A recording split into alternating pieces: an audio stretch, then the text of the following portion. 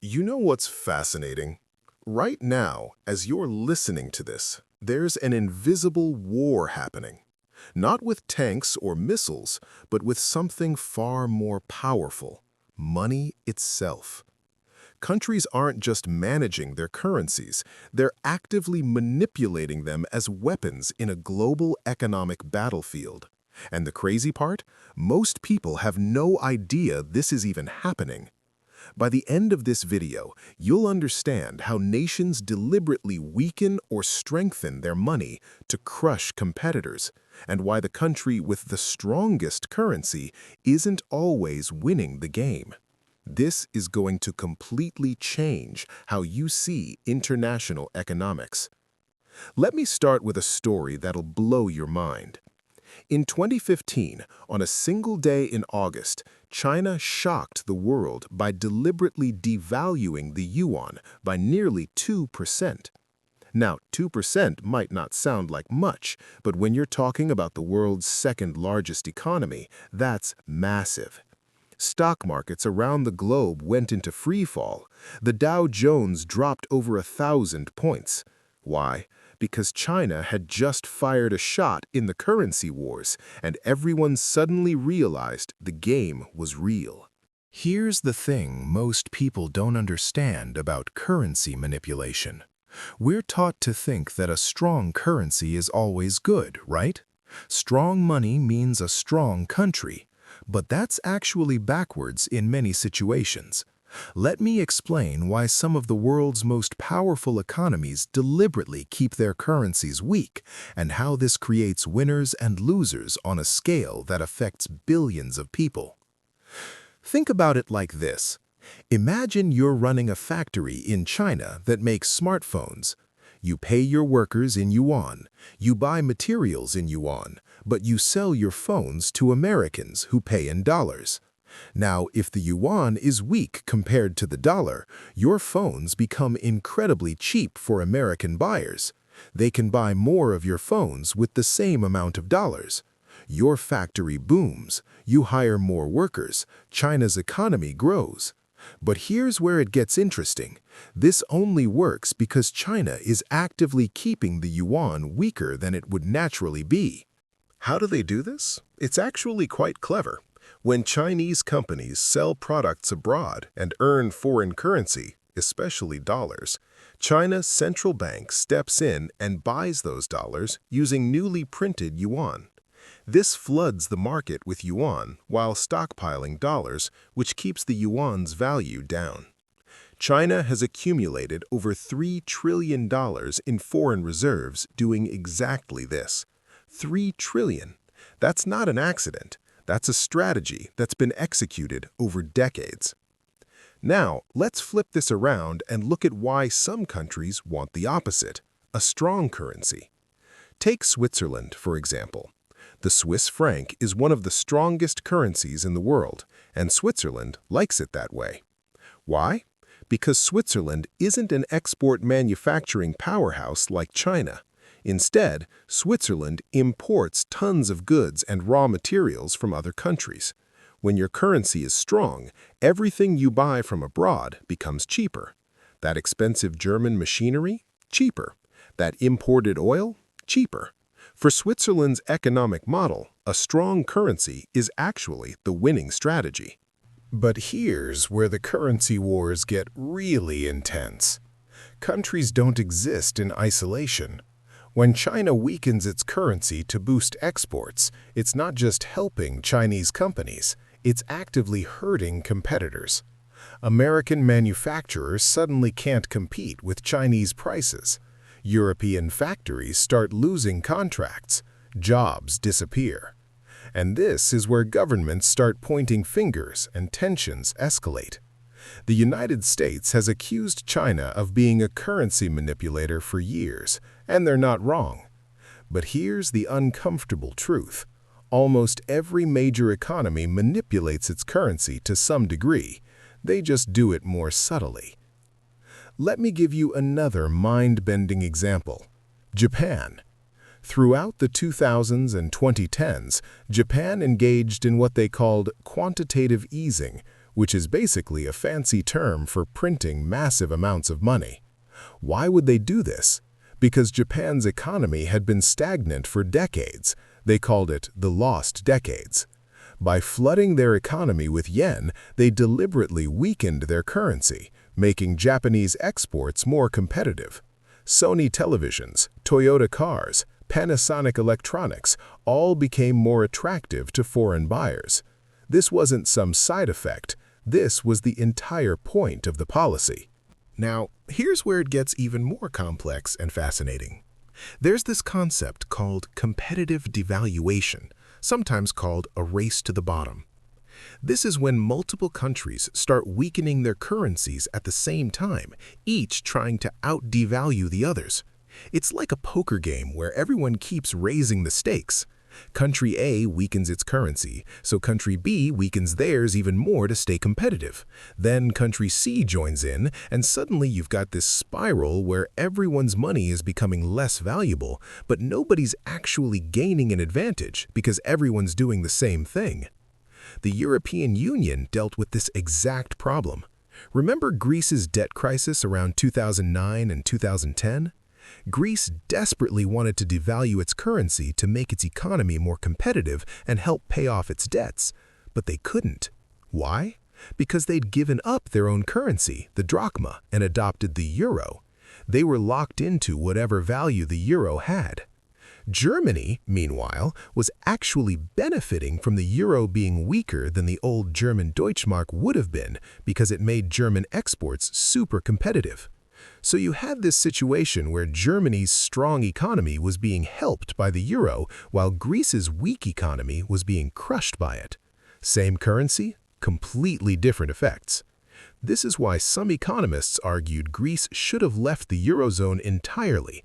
They needed the ability to control their own monetary policy and devalue their way back to competitiveness. Let me hit you with something that'll really make you think differently about all this. The United States has the ultimate advantage in these currency wars, and it has nothing to do with how strong or weak the dollar is. It's because the dollar is the world's reserve currency. What does that mean? It means that when countries trade with each other, even when America isn't involved, they often use dollars. When Saudi Arabia sells oil to China, that transaction happens in dollars.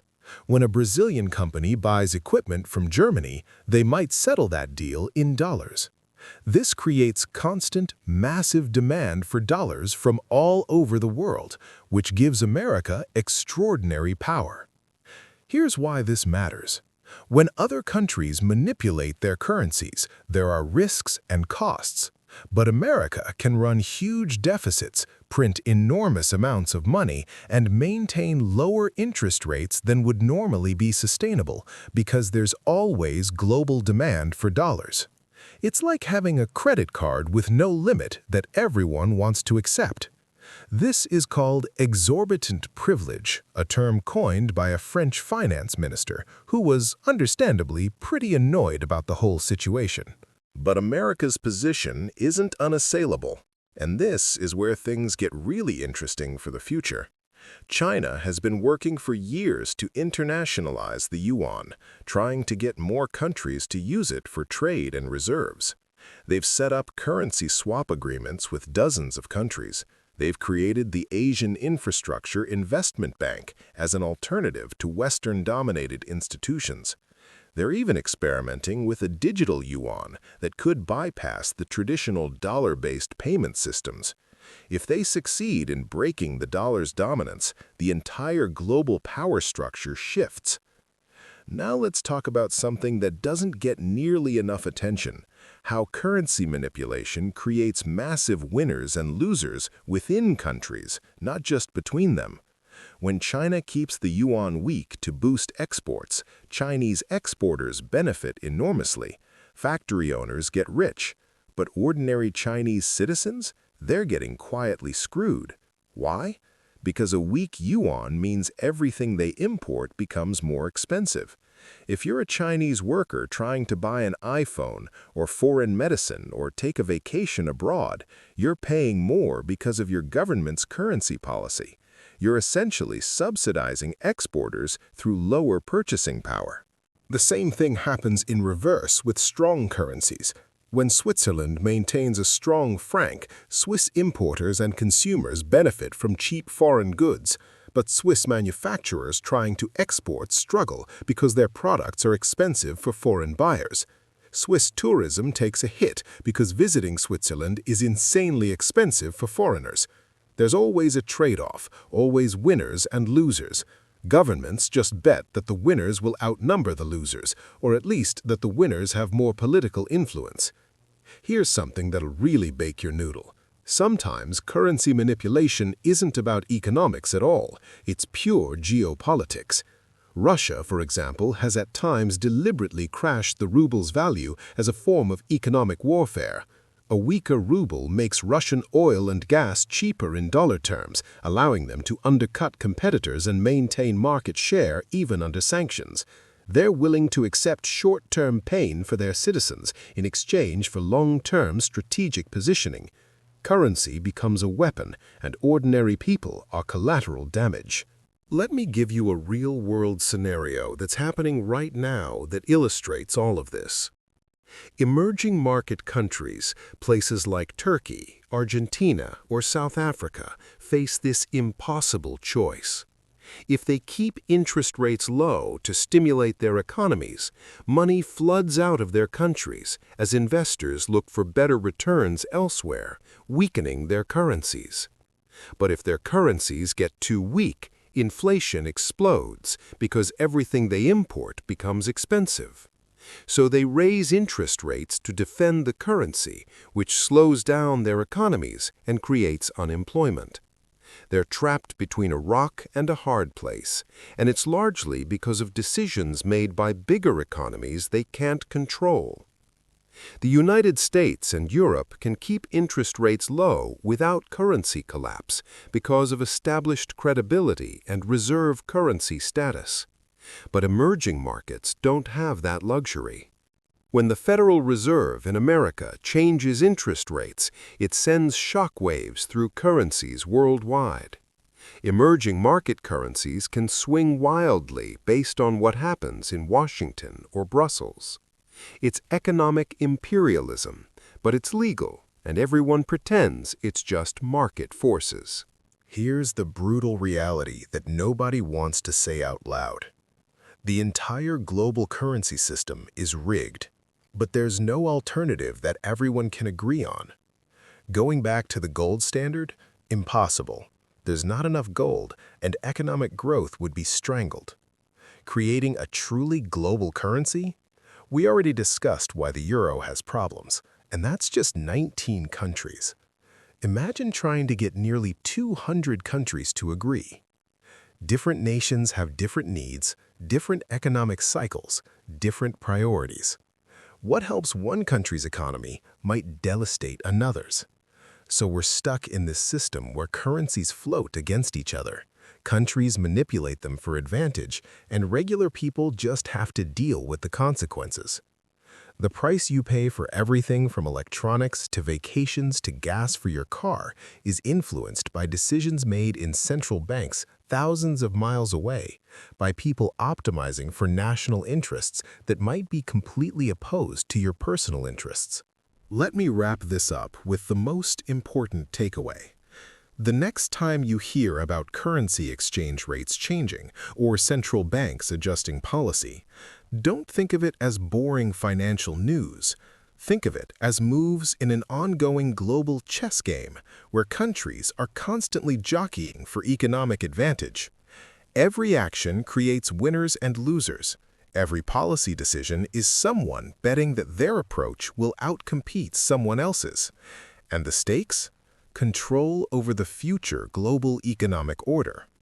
Understanding currency wars doesn't just make you smarter about economics, it gives you a framework for understanding international relations, trade disputes, and why certain political decisions get made.